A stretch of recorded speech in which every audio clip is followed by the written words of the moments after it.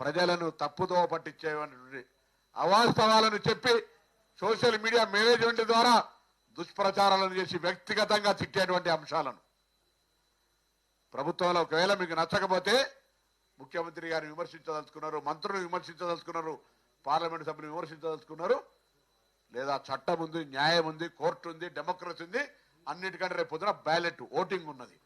అవి వదిలిపెట్టి కొంతమందిని రెచ్చగొట్టి కుటుంబ సభ్యులతో సహా సంబోధించేటువంటి వ్యాఖ్యలు వాటిని మీరు తీవ్రంగా ప్రచారం చేసేటువంటి అంశం మీద నేను సిటీ పోలీస్ కమిషనర్ గారిని కూడా ఆదేశిస్తా ఉన్నాం.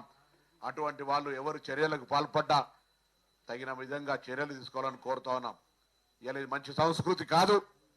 గతంలో అనేక మంది మా వాళ్ళ మీద అటువంటి ఏదైనా ఒక పోస్ట్ క్రియేట్ అయితే ఇళ్లలో అర్ధరాత్రి చేసి అరెస్ట్ చేసి తీసుకొచ్చినారు.